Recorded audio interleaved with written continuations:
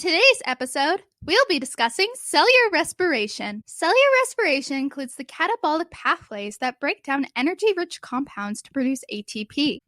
A catabolic pathway involves the process of breaking down compounds into smaller molecules to release energy. So, during cellular respiration, metabolic pathways that are catabolic break down energy-rich compounds such as glucose, and they convert energy into the form a cell can use. Despite the fact that cellular respiration technically involves over 24 reactions, the overall reaction that is occurring is one glucose molecule reacting with 6 oxygen molecules to produce 6 carbon dioxide molecules, 6 water molecules, and energy in the form of ATP. In my mind, cellular respiration consists of 4 different elements. First, we have glycolysis, then pyruvate oxidation, followed by the Krebs cycle, and finally, oxidative phosphorylation, which involves the electron transport chain and chemoosmosis. The first pathway that occurs is glycolysis. Glycolysis can proceed with or without oxygen. However, the products of glycolysis are the starting materials for the metabolic pathways that follow, and those require oxygen. Glycolysis occurs within the cytoplasm of cells. The starting material for glycolysis is glucose, a 6-carbon sugar, and the main goal is to break down this glucose molecule into 2 3-carbon sugars called pyruvate. However, this is done through a series of 10 different reactions. In order to understand the 10 different reactions that occur during glycolysis, we have to understand a process that occurs called phosphorylation. During phosphorylation, a phosphate group is removed from ATP, forming ADP. During substrate-level phosphorylation, a phosphate group is removed from the substrate and added to ADP, forming ATP. During the first reaction of glycolysis, hexokinase is used. When a kinase enzyme is being used, this means that phosphorylation is occurring. Using hexokinase, a phosphate group is added to glucose, forming glucose 6-phosphate. This means that a molecule of ATP is converted to ADP using phosphorylation. In reaction 2, glucose 6-phosphate converts to an isomer of itself called fructose 6-phosphate. In reaction 3, a phosphate group is added to fructose 6-phosphate using phosphorylation. So this means that ATP is converted to ADP, forming fructose 1,6-biphosphate. Reaction 4 is vital because this is when the 6-carbon fructose 1,6-biphosphate is going to split into 2 different 3-carbon compounds, one called DHAP and the other called G3P. Aldolase is used for this reaction. Now we have G3P and DHAP. However, these 2 different 3-carbon compounds want to be the exact same. So DHAP is going to convert to another G3P. Now we're on to reaction 6. Now that we have 2 G3P molecules, the following reactions are going to happen twice, rendering 2 identical products. In reaction 6, NAD positive is involved. Essentially, NAD positive converts to NADH. When NADH is formed, a dehydrogenase enzyme is being used. So in reaction 6, an inorganic phosphate group is going to be added to G3P, and NAD positive converts to NADH. Remember, this is happening twice, so we're creating 2 NADHs. Now we have 2 1,3-biphosphoglycerates. In reaction 7, ADP is converted to ATP by substrate-level phosphorylation. So 1,3-biphosphoglycerate turns into 3-phosphoglycerate. Now an isomer of 3-phosphoglycerate is going to be created. In reaction 9, 2-phosphoglycerate converts to phosphoenol pyruvate, and a water molecule is removed. In our final reaction, reaction 10, ADP is converted to ATP by substrate-level phosphorylation, and pyruvate is the final product.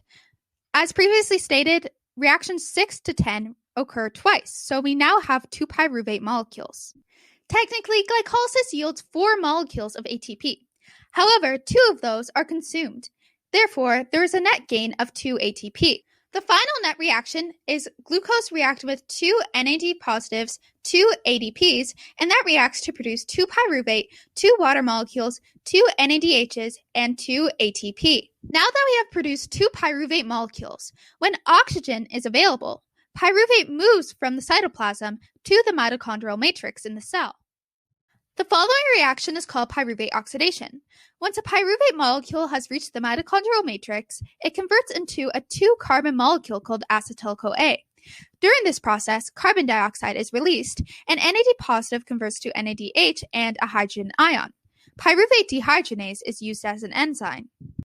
Once pyruvate oxidation has occurred, we can now move on to the Krebs cycle. Just like pyruvate oxidation, the Krebs cycle also happens in the mitochondrial matrix. Although it's a continuous cycle, I personally view it in a series of 8 reactions. The Krebs cycle begins with acetyl-CoA, which was formed during pyruvate oxidation. It reacts with oxaloacetate to form citrate, which is a 6-carbon molecule. An enzyme called citrate synthenase is used. When citrate is formed, water is also released. After citrate has been formed, citrate turns into an isomer of itself called isocitrate. In reaction 3, isocitrate is oxidized to a ketoglutarate, which is a 5-carbon molecule. As one carbon is removed, it is released as carbon dioxide, and NAD is reduced to a hydrogen ion and NADH. Isocitrate dehydrogenase is used. In the following reaction, a ketoglutarate oxidizes to succinyl-CoA, which is a 4-carbon molecule. As another carbon has been removed, carbon dioxide is released. From this, NAD is reduced to NADH and a hydrogen ion. A ketoglutarate dehydrogenase is used. In reaction 5, the CoA is released to create succinate. GDP is converted to GTP as a result of the energy released. Due to substrate-level phosphorylation, the reaction of GDP to GTP allows for ADP to convert to ATP. In the next reaction, succinate is oxidized to form fumarate. The 2 electrons and 2 protons removed from succinate to form fumarate are transferred to FAD, and FAD is converted to FADH2. Succinate dehydrogenase is used. Fumarate is now converted into malate by the addition of a molecule of water. In the final reaction of the Krebs cycle, oxaloacetate has to be regenerated for the whole cycle to occur again.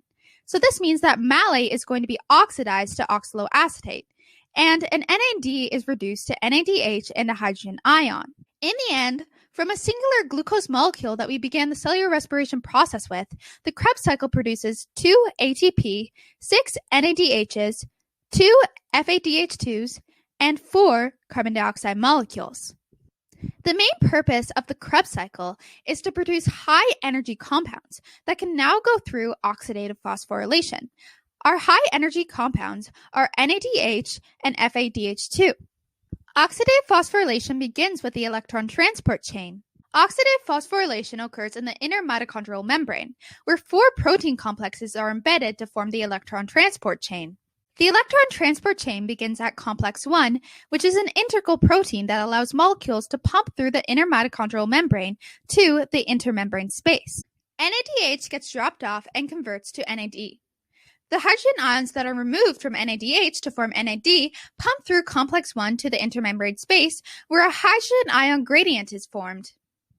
After the protons from NADH have been pumped through complex 1, there are these electrons, and they are going to continue to an electron acceptor called ubiquinone. Ubiquinone essentially acts as an electron shuttle that carries the electrons down the electron transport chain one at a time. So we know that NADH gets dropped off at complex 1. But we also have FADH2, which was formed during the Krebs cycle, and that gets dropped off at complex 2. When FADH2 is dropped off, it reduces to FAD, and its electrons and hydrogen ions travel to ubiquinone. And ubiquinone essentially carries the hydrogen ions to the outer surface of the inner membrane, pushing them into the intermembrane space. However, it continues to take the electrons down the electron transport chain. Ubiquinone carries 2 electrons at a time, one from NADH and one from FADH2.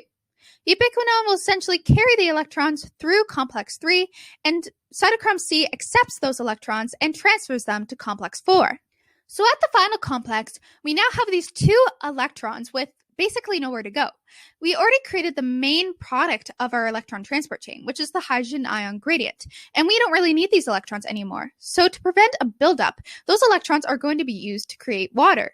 2 electrons and 2 hydrogen ions and oxygen supplied from the matrix convert to water, which is essentially a byproduct of the electron transport chain. The excess hydrogen ions get pumped through the integral protein complex to form the hydrogen ion gradient. The oxygen used to create the water acts as the final electron acceptor for those electrons. Once the hydrogen ion gradient has been fully formed, we go through chemiosmosis, which essentially produces ATP. This involves a protein called ATP synthase. As the hydrogen ions are more concentrated in the intermembrane space, they essentially want to go back into the matrix where there's a lower concentration of ions. So they have to move through ATP synthase to do this. When the hydrogen ions move through ATP synthase, they supply the energy needed to add an inorganic phosphate molecule to ADP to form ATP. This is a form of phosphorylation. We have now fully completed the cellular respiration process. We now have 38 ATP, approximately. 2 were created during glycolysis, 2 were produced during the Krebs cycle, and 34 ATP were produced during pyruvate oxidation. Although we have now completed and have a full understanding of what cellular respiration is and all its processes, remember when I talked about how glycolysis can happen with or without oxygen? What we covered was aerobic respiration, but there's also something called anaerobic respiration. Yeast and some bacteria only use glycolysis for energy, and multicellular organisms like ourselves use glycolysis as the first step of anaerobic respiration. NAD is required for glycolysis. However, that NAD is applied by the electron transport chain. But if that can't occur, glycolysis has to find another way to reoxidize NAD for glycolysis to happen. Organisms use many different pathways to reoxidize NADH to form NAD. But despite the pathway, this process is called fermentation. There are 2 types of fermentation, lactate fermentation and ethanol fermentation. It is very likely that you have experienced the effects of lactate fermentation before. Let's say you're running and you get this burning sensation in your muscles. That is actually your muscles not receiving enough oxygen, and lactic acid is forming as a result of anaerobic respiration. When lactate fermentation occurs, the pyruvate generated by glycolysis reacts with NADH to reoxidize it to NAD. However, that pyruvate has nowhere to go, so it builds up and converts to lactate, which is lactic acid. The reoxidized NAD allows glycolysis to continue. When it comes to ethanol fermentation, this involves yeast and some other bacteria that are able to function anaerobically and aerobically, and these organisms are called facilitative anaerobes. In ethanol fermentation, the reoxidation of NAD occurs in the same way. But instead of that pyruvate turning into lactate, it actually turns into carbon dioxide and ethanol. That's all for today's episode on cellular respiration. We went over catabolic reactions, glycolysis, pyruvate oxidation, the Krebs cycle, oxidative phosphorylation, both the electron transport chain and chemiosmosis, as well as anaerobic respiration, which consisted of lactate and ethanol fermentation. Hope you enjoyed!